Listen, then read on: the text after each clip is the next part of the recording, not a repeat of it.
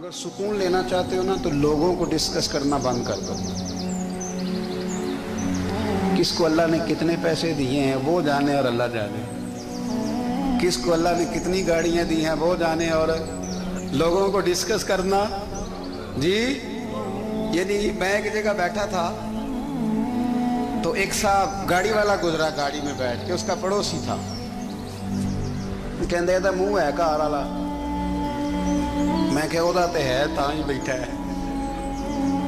ਤੇ ਹੁਣ ਮੈਂ ਕਿਹਾ ਉਹ ਸਮਝਾਣਾ ਸੀ ਨਾ ਉਹਨੂੰ, ਮੈਂ ਕਿਹਾ ਤੂੰ ਤੇ ਮੈਂ ਹਿਸਾਬ ਲਾਈਏ ਵੀ ਸਾਡੇ ਕੋਲ ਕੋਈ नहीं, ਉਹਦਾ ਤੇ है लेकिन ना अल्लाह ने उसे दी है ना, तो अल्लाह ने चाहा ना वो कार में बैठे, तो इसने फटे पे बैठ के ये तबसरा किया कि मुंह है कार वाला।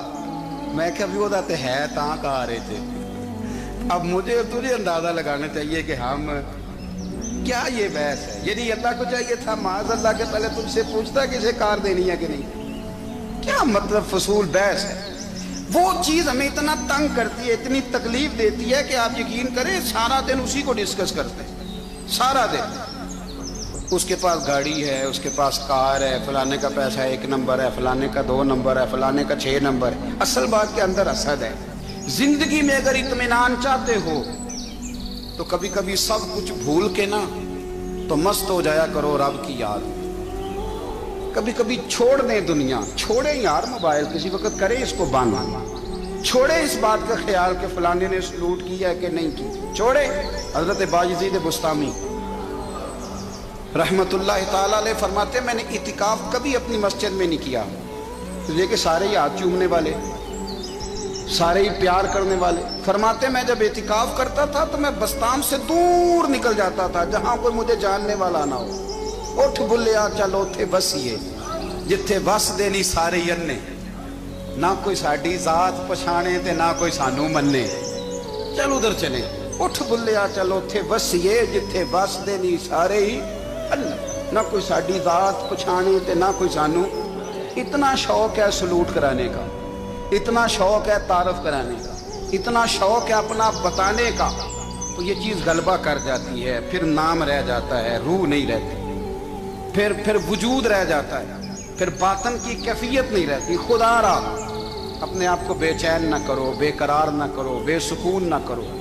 रब की याद में आ जाओ, दुरूद सलाम में आ जाओ, नात के हुस्न में आओ, तिलावत की दुनिया में आओ, सजदों के नूर में आओ। आओ कभी खोल के दिल मस्जिद की सफाइयाँ करें।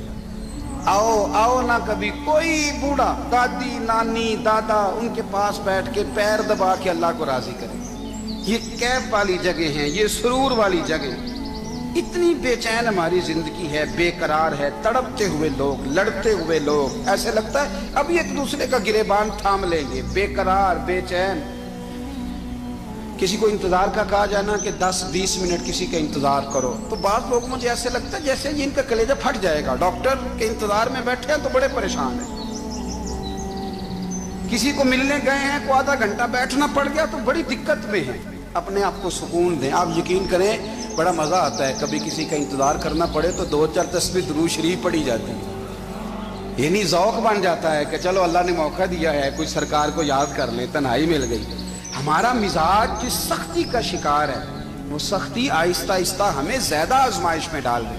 तो मेरे भाई जिंदगी में इत्मीनान हुस्न है, और वो सबसे ज्यादा अल्लाह की याद में मिलता है, वो सबसे ज्यादा रब करीम के जिक्र में। सबसे ज्यादा जो चाहता है ना दिल ठंडा रहे, जुबान मीठी रहे, वो मदीने वाले महबूब पे दुरूद सलाम पढ़ा करे, वो हुजूर पे दुरूद सलाम पढ़ा करे, जुबान मीठी रहेगी। मेरा जाती तजर्बा है कि जो आदमी अपने अखलाक संवारना चाहे वो हुजूर पे दुरूद शरीफ पढ़े। जो अपने अखलाक संवारना चाहे, तबीयत को ठंडा रखना चाहे, वो दुरूद शरीफ पढ़े, उसका दिल सुकून में आएगा। कुछ काम और हैं जिंदगी में इत्मीनान के लिए, उनका होना भी बड़ा जरूरी है। सबसे पहले अगर आप चाहते हैं ना जिंदगी में सुकून हो तो हकीकतों का सामना करना सीखें। आप जो हैं वो रहना सीखें, जो आप नहीं हैं वो बनने की कोशिश न करें। हकीकत का सामना करोगे तो जिंदगी इत्मीनान में आ जाएगी। हमने ना बहाने बना लिए हैं, हीले बना लिए, झूठ के सहारे अपने आप को ऊंचा कर लिया। एक आदमी से कहा जाता है तो रिश्वत ना ले, तो कहता है मैं गरीबों से नहीं लेता। تو میرا سوال یہ ہے کہ امیروں کا حساب لینے کی اللہ نے تیری ڈیوٹی لگائی ہے، تیرے ذمہ لگایا ہے کہ تو امیروں کا حساب کر، تمہیں کیا ضرورت پڑی؟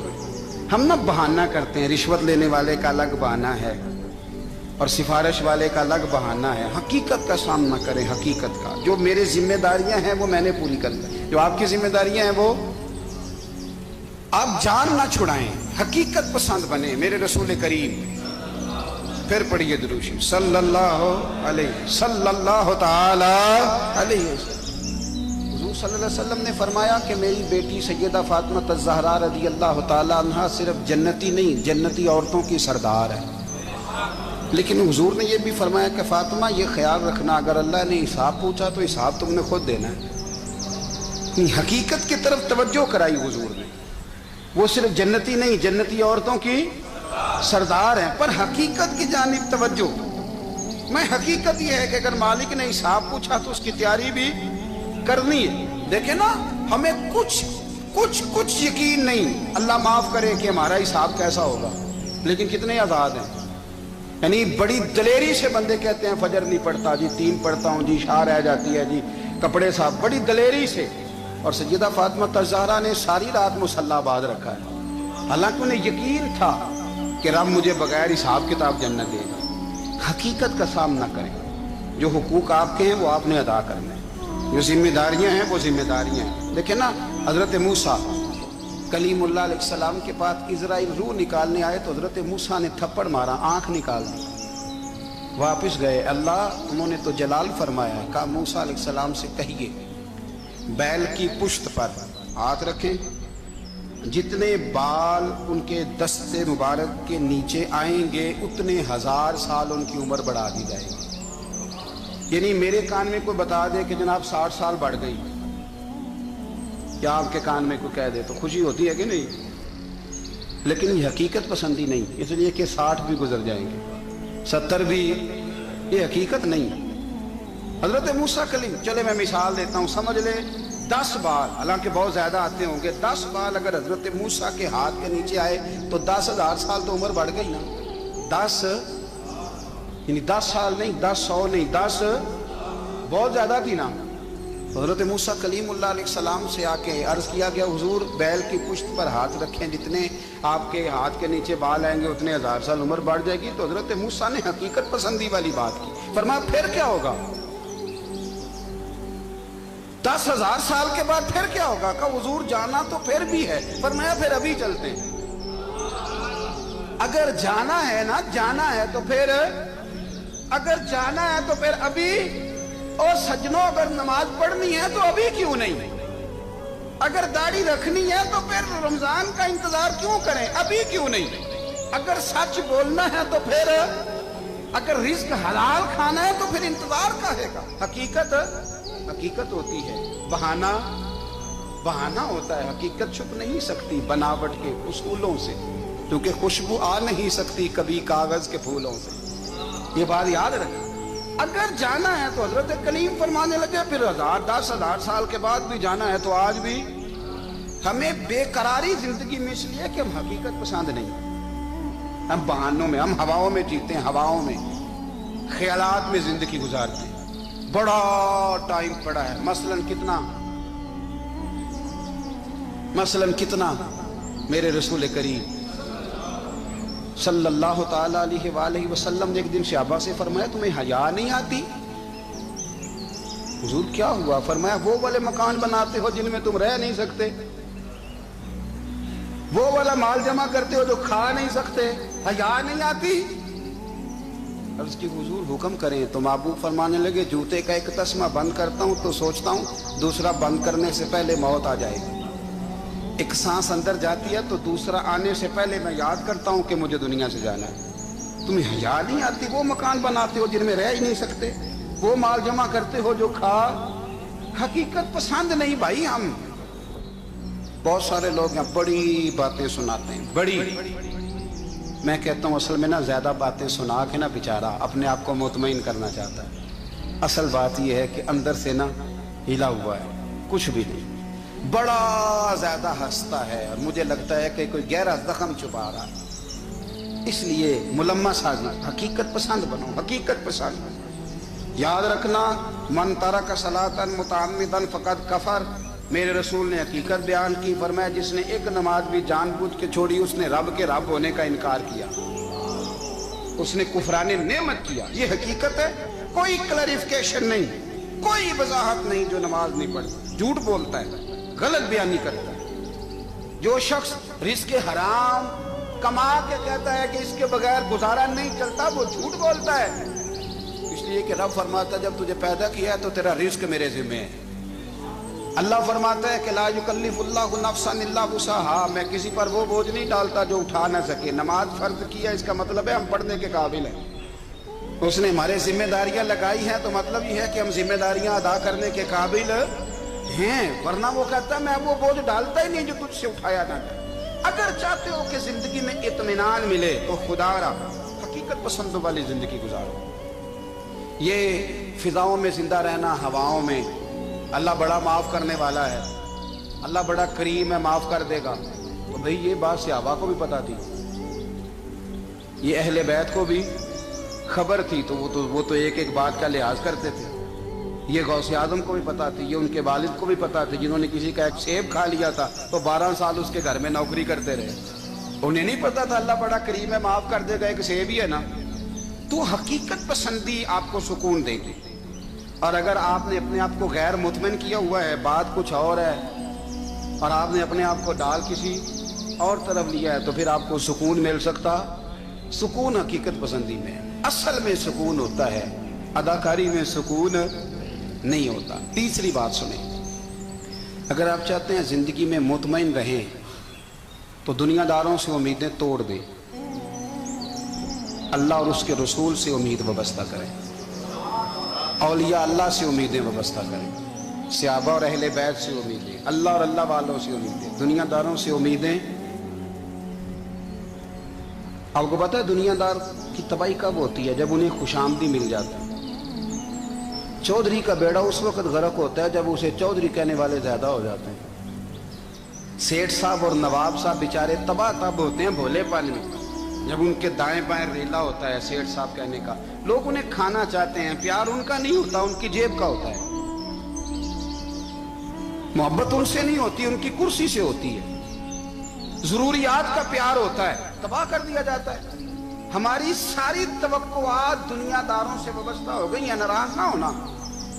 پیروں نے، مولویوں نے، درویشوں نے، انہوں نے بھی سیٹ رکھے ہوئے جلسوں کی صدارت کرانے کے لیے، یعنی مذہبی جلسہ ہے، اس میں بہت زبردست پڑھے لکھے صاحب تقوی عالم کا خطاب ہے، اور کی صدارت وہ بندہ کر رہا ہے جس نے عشاء کی نماز بھی نہیں پڑھی، وہ بندہ صدارت کر رہا ہے۔ کیوں؟ اس لیے کہ اس نے لاکھ روپیہ دیا ہے محفل میں۔ خدا را دنیا داروں سے امیدیں چھوڑ دیں، ورنہ آپ کمزور پڑ جائیں، آپ کی امیدیں ٹوٹیں گی۔ کتنا کمزور ہے وہ شخص جو 2-4 ہزار کے لیے کسی بندے کی چاپلوسی کرتا ہے، اس کے پیچھے بھاگتا ہے، خوش آمدیں کرتا ہے، تھوڑے سے نوٹوں کے لیے، دکھ سکھ میں کام آئے گا اس کام کے لیے۔ میرے رسول کریم علیہ السلام نے فرمایا جس نے بندوں کو راضی کرتے کرتے رب کو ناراض کر دیا، اس کی دنیا بھی گئی اور آخرت بھی گئی، اور فرمایا جس نے بندوں کی پرواہ نہیں کی اللہ کو راضی کیا، فرمایا اگر رب راضی ہو گیا تو لوگوں کے دلوں میں بھی محبت پیدا فرما دے گا۔ کیا ضرورت ہے خوش آمد کرنا دنیا داروں کی، سیٹوں کی، نوابوں کی، چاپلو۔ اور میں آپ کو ایک بات بتاؤں، ہوتا پتہ کیا ہے، یہ جو حب جا اور حب با ہوتی ہے نا، اس سے پیٹ نہیں بھرتا۔ آپ کو اگر خوشامد کرنی ہے تو پھر آپ کو ساری زندگی کرنی ہے۔ پھر ان کو بھی پتہ ہوتا ہے کہ تعلق کس بنیاد پر ہے، اس میں کبھی بھی خلوص پیدا نہیں ہوتا۔ آپ بے چین رہتے ہیں، بے قرار رہتے ہیں، آپ کو تکلیف رہتی ہے ہمیشہ۔ کبھی بھی دنیا داروں سے امیدیں وابستہ نہ کریں۔ ایک بات سنیں بڑی شاندار، امام غزالی نے لکھی ہے۔ امام غزالی فرماتے ہیں کہ ہارون الرشید نہ حج کر کے واپس آیا بغداد میں، تو کونے میں حضرت بہلول دانا بیٹھے تھے، رش بہت تھا، مجمع بڑا تھا۔ حضرت بہلول دانا بھی سڑک کے کنارے بیٹھے تھے، تو سپاہی کہنے لگے یہاں سے اٹھ جاؤ، فرمانے لگے ہارون الرشید کی زمین نہیں، زمین میرے رب کی ہے، میں کیوں اٹھوں؟ وہ قریب سے گزرا تو سلام لی، तो आपने उसका प्रोटोकॉल देखा तो फरमाने लगे हारून रशीद तुझसे तगड़े तगड़े मोटे मोटे प्रोटोकॉल मैंने लोगों के देखे, और ये जो तेरे दाएं बाएं आज तेरे नारे लगा रहे हैं ये पहले उन लोगों के नारे लगाया करते थे, और थोड़ा वक्त गुजरने दे जो तेरे बाद आएगा ना ये सारे फिर उनके नारे भी लगाएंगे। तू झूठ की दुनिया में जिंदा है, इनसे तूने उम्मीदें व्यवस्था की हैं, ये कल उसके नारे लगाएंगे। उसके दिल पे बड़ा असर हुआ, घोड़े से उतर आया, आगे कहने लगा हुजूर आपने मुझे बड़ी अच्छी नसीहत की है, मेरा दिल बड़ा ठंडा हुआ है। मैंने सुना है आप मकरूज हैं, कुछ लोगों का कर्ज, तो मुझे कोई हुक्म ही कर दें। आप हंसने लगे, फरमाने लगे यार तू तो बड़ा ही बेवकूफ़ है, बड़ा ही बेवकूफ़ है तू, मैं तुझे नसीहत कर रहा हूँ तू मुझे उलझा रहा है। हुजूर कोई हुक्म कर दें। क्या खूबसूरत अंदाज है रब करीम के बंदों का। हजरत बहलोल दाना फरमाने लगे तेरा रब कौन है? कहा अल्लाह। तो फरमाया मेरा कौन है? कहा अल्लाह। फरमाने लगे ये तो नहीं ना हो सकता कि अल्लाह हारून रशीद को देता रहे और बहलोल दाना को भूल ही जाए। ये तो नहीं ना हो सकता कि हारून रशीद को देता रहे और बहलोल दाना को भूल जाए। फरमाया उसका दिल, उसका इरादा हुआ, इरादा कुदरत हुआ कि बहलोल मकरूज रहना चाहिए, तो अगर रब मुझे रखना चाहता है दुख कबूल मोहम्मद बख्शा राजी रहन प्यारे, अगर वो चाहता है मैं मकरूज रहूं तो मैं भी चाहता हूं कि मैं मकरूज ही रहूं। ये तो नहीं ना हो सकता कि तुझे दे और मुझे ना दे। फरमाया मेरी तुझसे कोई उम्मीद नहीं, मुझे जब भी देगा मेरा रब ही देगा, और वो देगा तो फिर इंशाल्लाह खजाने खोल के देगा। दुनियादारों से उम्मीदें वाबस्ता करना, लोगों के पीछे ये छोड़ दें। आप बेचैन रहेंगे, बेकरार रहेंगे। अल्लाह वालों से जरूर उम्मीदें वाबस्ता करें, इसलिए कि उनके पास जो कुछ होता है वो दरअसल रब का ही होता है। लेकिन सेठों से, नवाबों से, सियासतदानों से बाज आ जाए, हमारी बड़ी उम्मीदें वाबस्ता हैं। मैं अक्सर कहता हूँ जितने फेरे नौकरी के लिए दुनियादार के दरवाजे पे लगाए हैं ना, इससे कम दफा मस्जिद में नफल पड़े होते तो रब उतनी बड़ी मेहरबानी फरमा दे। हसद करने वाला बंदों पर एतराज नहीं करता, अल्लाह पर एतराज करता। वो कहता है अल्लाह उसे क्यों दिया है, इतना क्यों दिया है, माज़अल्लाह, वो अल्लाह की तकसीम पर एतराज करता है। हसद करते हो बेचैन रहोगे। हसद आपके दिल को तड़पा के रखते हैं, छोड़े। अल्लाह बड़ा करीम है, जिसको जहां चाहता है वहां बिठा देता है। आप कतन इस बहस में ना पड़े कि अल्लाह ने किसको कितना दिया है, कब दिया है, क्यों दिया है, वो बड़ा बेनियाज है। हसद आपको तबाह करेगा। दुनिया में पहला गुनाह जो हुआ था वो हसद था। इबलीस ने हजरत आदम से हसद किया, कहने लगा मैं बेहतर हूं, सरदारी इसको मिल रही है, तो ये तो अल्लाह को पता है ना किसको देनी है। और दुनिया में पहला कत्ल हसद की वजह से हुआ। हाबील काबील के दरमियान हसद का मामला था। खातून का निकाह उससे क्यों हो रहा है, मुझसे होना चाहिए। हसद तबाही करता। आप यकीन करें, यानी दुकानदार के सामने दूसरी दुकान पड़ती है, परेशान हो जाता है।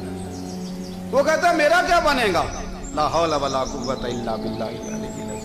यानी तेरा क्या ख्याल है कि तेरे हिस्से की रोटी वो खा जाएगा? इतना छोटा दिल। नहीं, तेरा मौका ये है कि तेरे हिस्से का नसीब उस तक चला जाएगा, ये तेरी ख्वाहिश है। एक दूसरे की कमजोरियां बयान करना, उसका तो माल ही नाकस है जी, उसके तो पास ही कुछ नहीं। ये तो कमजोर लोगों का तरीका है। मेरे रसूल करीम अलैहिस्सलातु सलाम गुजर रहे थे, पतझड़ का मौसम था, खिजा का मौसम था, दरख्तों के पत्ते झड़ रहे थे। सहाबा को साथ लेके हुजूर गुजरे और एक दरख्त की टहनी को पकड़ के हुजूर ने हिलाया।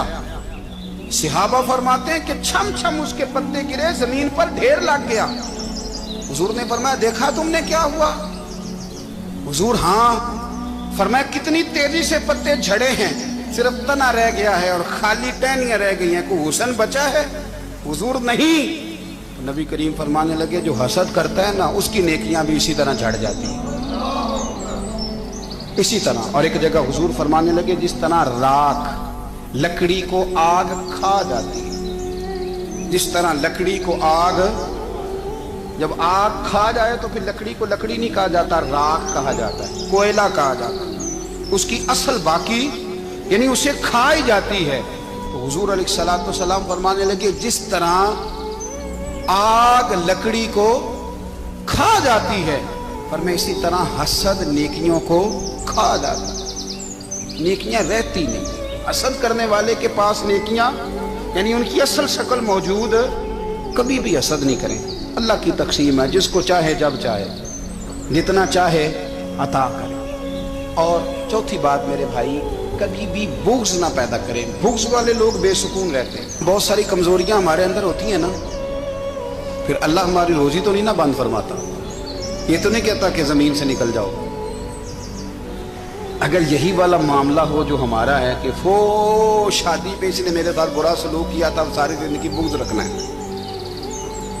اگر یہی معاملہ فرشتے اللہ کی بارگاہ میں کہیں کہ یا اللہ اس نے فلانے دن شراب پی تھی، اب اس کو زمین میں نہیں رہنے دینا، نظام زندگی چلے گا؟ تو اگر اللہ ہمیں معاف کرتا ہے تو ہم بندوں کو معاف کیوں نہیں کرتے؟ آپ یقین کریں، اتنی لمبی عداوتیں، اتنا لمبا حسد، اتنا لمبا بغض، اتنا لمبا۔ حدیث میں نے پڑھی، میں حیران رہ گیا۔ میرے نبی کریم علیہ الصلوۃ والسلام نے فرمایا اپنی بیوی سے کبھی بغض نہ رکھنا، اگر اس کی ایک بات ناپسند ہو تو اسے چھوڑ کے وہ بات دیکھو جو تمہیں پسند ہے۔ میں اس حدیث کو پڑھ کے سوچنے لگا کہ کیا بیوی کا بھی بغض رکھتے ہیں لوگ؟ اب حضور نے کہا ہے تو اس کا مطلب ہے لوگ بیوی کا بغض بھی رکھتے ہیں۔ اب اس پر استدلال کر کے مجھے کہنا پڑے گا کہ سسرال والوں کا بغض بھی رکھتے ہیں، کہنا پڑے گا کہ بھائی کے سسرال والوں سے بھی بغض رکھتے۔ اس حدیث کی روشنی میں سمجھا کہ لوگ بھابھی کا بغض بھی رکھتے ہیں، بغض، ورنہ عادتیں تو ہماری بھی کئی بری ہوتی ہیں۔ اگر عادات ایک وجہ بنے اختلاف کی تو عادتیں تو ہماری بھی کئی بری ہیں، لیکن ہم اپنی بری عادتوں سمیت اپنے آپ سے پیار کرتے ہیں، اور سامنے والے کی ایک بھی عادت بری ہو تو اس سے بغض رکھتے ہیں۔ بغض نہ پیدا کریں۔ میرے نبی پاک علیہ الصلوۃ والسلام نے فرمایا کچھ چیزیں تمہارے دین کو مونڈ ڈالیں گی، تباہ کر دیں گی، کاٹ دیں گی۔ حضور کون سی؟ فرمایا حسد، تکبر اور بغض، یہ تمہارے دین کو تباہ کر دیں۔ ہم بے چین اس لیے ہیں کہ ہم نے بہت سارے لوگوں کا بغض پالا ہوا ہے، اور ہر فیلڈ میں سیاستدان نے سیاستدان کا، ذاتیات پر اتر کے بات کرتے ہیں، معزز ترین لوگ، تاجر نے تاجر کا، اللہ ماشاء اللہ بعض جگہ پہ اہل علم بھی ایک دوسرے سے عداوت رکھتے ہیں۔ خدا را دل رب کریم کے آنے کا ٹھکانہ ہے، یہ صاف ہوگا تو اس میں رب رسول کے جلوے ہوں، اگر اس میں عداوت ہو، اس میں بغض ہو، اس میں کینہ ہو، نفاق، سنیں میرے رسول کریم حضرت ابو بکر صدیق رضی اللہ تعالیٰ عنہ کہتے ہیں میں رو ہی پڑا۔ مکہ فتح ہوا نا تو اکرمہ بن ابو جہل نے پیغام بھیجا کہ میں نا کلمہ پڑھنے کے لیے آ رہا ہوں۔ وہ بات لمبی ہے، میں موضوع پہ رہنا چاہتا ہوں۔ کہتے ہیں جب وہ آنے لگا نا تو نبی پاک نے ہم سب کو بلایا، ہم حاضر خدمت ہوئے تو حضور فرمانے لگے کہ اس کے باپ نے نا بڑا ظلم کیا ہے ہمارے ساتھ، ابو جہل نے بڑا ستایا ہے، بڑی تکلیف دی ہے۔ آپ مجھے بتلائیں کہ وہ ایک دفعہ کسی شادی پہ بحث ہوتی ہے بیوی کے بھائی کے ساتھ، پھر ساری زندگی اس بیچارے کو معافی، وہ 10 دفعہ گھر آتا ہے معافی مانگنے پر سوال ہی نہیں پیدا ہوتا، میں او ہو مجھے ہی کہہ دیا، مجھے ہی کہہ دیا آپ نے، اور میری شان میں بے ادبی، اور پھر میں معاف کر دوں؟ توبہ توبہ توبہ، یہ کیسے ہو سکتا ہے؟ میری ناک نیچی ہو جائے گی، اور آپ نے مجھے کہہ دیا، سوال ہی نہیں پیدا ہوتا۔ اور یہ رونا میں اکثر ہوتا ہوں کہ شادی والے دن داماد صاحب کا زیادہ دماغ خراب ہوتا ہے۔ جب چھوٹی سالی کی شادی ہوتی ہے نا، اس دن اس کو بخار چڑھتا ہے، کوئی اس کو کان میں کہتا ہے تیری عزت نہیں کر دے گا، اس دن اس کا دماغ خراب ہو جاتا ہے، بچے اٹھا کے نکل آتا ہے، وہ بیچارہ سسر منتیں کر رہا ہوتا ہے کہ تیری مہربانی آ جا، یہ عزت کرا رہا ہے۔ تو میں نے کہا احتجاج کر کے جو عزت کرائی جاتی ہے وہ عزت نہیں ہوتی۔ ہاں یہاں مانگ کے عزت لیتے ہیں لوگ، یا احتجاج کی کوئی عزت ہے؟ آپ کے اندر کمالات اتنے ہوں کہ آپ کی عزت کرنے کو دل چاہے، یعنی مزہ آئے، یعنی لطف آئے، یعنی آپ دور بیٹھے ہوں تو کسی کا دل کرے آپ کو اسٹیج پہ بلانے کے لیے۔ یہ کیا بات ہوئی کہ چھائے جانا اور بھاگ کے آگے جانا؟ ان سے نکلیں۔ اکرمہ بن ابو جہل کلمہ پڑھنے کے ارادے سے آ رہے ہیں، حضور علیہ السلام نے صحابہ کو بلایا، کتنی زیادہ عداوت رکھی جا سکتی تھی معاذ اللہ؟ کب سے وہ چلا تھا ظلم کرنے، اور اس کے بعد اس کا بیٹا شروع ہو گیا۔ کتنی باتیں تھیں جو ناقابل معافی تھیں، پر کریم رسول نے ہمیں بتلایا ہے کہ سکون والی زندگی کہتے کس کو ہے۔ جب سب لوگ جمع ہو گئے تو حضور نے فرمایا بھئی وہ کلمہ پڑھنے آ رہا ہے، اس کے باپ نے ظلم بڑے کیے ہیں، پر میری نصیحت یہ ہے کہ اس کے سامنے اس کے باپ کو برا نہ کہے، خبردار کوئی اس کے سامنے کوئی بات نہ کرے۔ اب وہ کلمہ پڑھنے آ رہا ہے، مطیع ہو کے آ رہا ہے، بان کے آ رہا ہے، کہتے ہیں اللہ کے رسول نے نا کافی دیر تک خطبہ دیا، بریفنگ دی، بات سمجھائی. جناب صدیق اکبر کہتے ہیں میں رو پڑا. ایک صحابی مجھے کہنے لگے تمہیں کیا ہوا؟ تو میں نے کہا میں مصطفیٰ کی رحمت پہ رو رہا ہوں.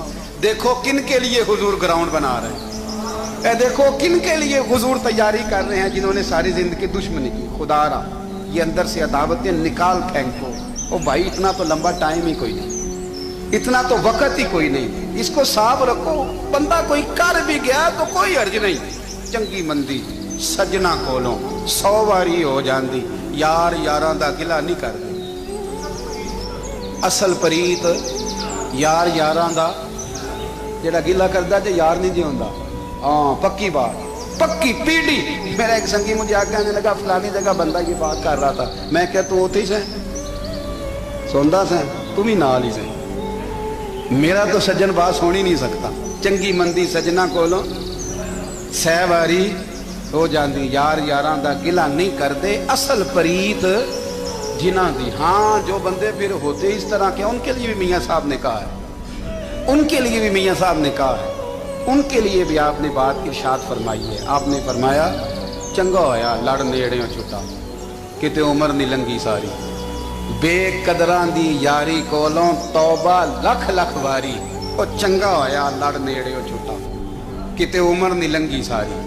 جو اس طرح کا تھا نا شکوے کرنے والا، بغض رکھنے والا، فرمایا بے قدراں دی یاری کولوں توبہ، یعنی لاکھ تے لاکھ کنے ہو گئے، یعنی 2 لاکھ واری توبہ کی تھی انہوں نے، گنی نہیں جا سکتی جتنی میاں صاحب نے توبہ کر دی. بے قدرے دوست بے قدراں دی یاری کولوں توبہ لکھ لکھ واری. چنگا ہویا لڑ نیڑیوں چھٹا کتے عمر نہیں لنگی ساری. تو مہربانی کریں، ایک تو اگر آپ مطمئن رہنا چاہتے ہیں تو کبھی کبھی نا مست ہو کے ذکر الہی کریں. مست ہو، وہ والا ذکر نہیں جس میں آپ موبائل بھی دیکھ رہے ہیں اور کہانیاں بھی. میرے سامنے کو بندہ جمعے والے دن یا تقریر کے درمیان تسبیح لے کے بیٹھ جائے تو میں اس سے پوچھتا ہوں تو دو کام ایک ٹائم جگہ میں پہ کرنا ہے. میری بھی بات سن رہے ہو، تسبیح پڑھی تو ممکن ہی نہیں. تسبیح تو تسبیح ہے، جب وہ ہوگی تو پھر کوئی اور کام سوال ہی نہیں پیدا ہو. ایک تو ذکر کریں محو ہو، دوسری بات حقیقت کا سامنا کریں. آپ اگر مطمئن رہنا چاہتے ہیں تو حقیقت پسند بنیں. تیسری بات حسد چھوڑ دیں، دوسروں کو ڈسکس کرنا چھوڑ دیں. آپ یہ دیکھیں کہ اللہ نے مجھے کیا کچھ دیا، اس پہ راضی رہیں. اور چوتھی بات عداوت چھوڑ دیں، سینے میں کینہ چھوڑ دیں. آپ کی زندگی مطمئن ہو جائے گی، آپ خوشحال رہیں گے. وہ جو آپ لفظ کہتے ہیں نا کہ میں بور ہوں، میں پریشان ہوں، اس سے آپ نکل آئیں گے. اللہ ہمیں محبوب کی غلامی میں زندہ رکھے، غلامی میں